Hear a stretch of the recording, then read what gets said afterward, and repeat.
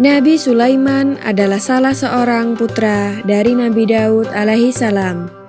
Sejak ia berusia 11 tahun, Nabi Sulaiman sudah menampakkan tanda-tanda kecerdasan, kepandaian berpikir, serta ketelitian di dalam mempertimbangkan dan mengambil suatu keputusan. Sewaktu Nabi Daud menduduki tahta kerajaan Bani Israel, Nabi Sulaiman selalu mendampinginya dalam setiap sidang peradilan yang diadakan untuk menangani perselisihan yang terjadi di dalam masyarakat. Ia sengaja dibawa oleh Nabi Daud menghadiri sidang peradilan untuk mendampingi dan menyiapkannya sebagai putra mahkota yang akan menggantikan Nabi Daud memimpin kerajaan. Karena memang Sulaimanlah yang terpandai di antara sesama saudaranya yang lebih tua. Suatu peristiwa yang menunjukkan kecerdasan dan kewibawaan Nabi Sulaiman terjadi pada salah satu sidang peradilan yang ia turut menghadirinya. Dalam persidangan itu, dua orang datang mengadu meminta Nabi Daud mengadili perkara mereka. Salah satu dari mereka mengaku bahwa kebun tanamannya telah dimasuki oleh kambing ternak tetangganya di waktu malam, yang mengakibatkan tanamannya rusak dan mati. Padahal kebun tanaman itu sudah dirawat begitu lama hingga mendekati masa panennya. Tetangga yang diadukannya itu juga mengakui bahwa memang hewan ternaknya lah yang merusak kebun tetangganya itu.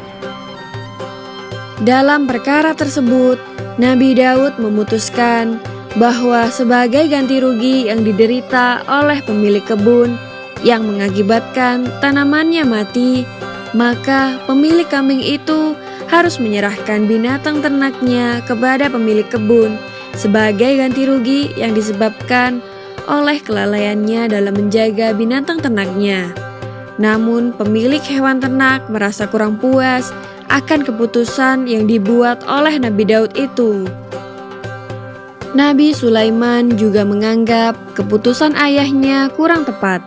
Berkatalah ia kepada Nabi Daud, "Wahai ayahku, mohon maaf sebelumnya. Tapi menurut pertimbanganku, keputusan itu seharusnya berbunyi demikian. Berikanlah hewan ternaknya kepada pemilik kebun yang telah mati tanamannya, dan ia juga dapat mengambil hasilnya untuk keperluannya. Sedangkan kebun yang telah mati itu juga diserahkan kepada pemilik hewan ternak untuk ditanami kembali sampai keadaan asalnya. Kemudian masing-masing menerima kembali miliknya, sehingga tidak ada pihak yang mendapat keuntungan atau kerugian lebih dari yang seharusnya."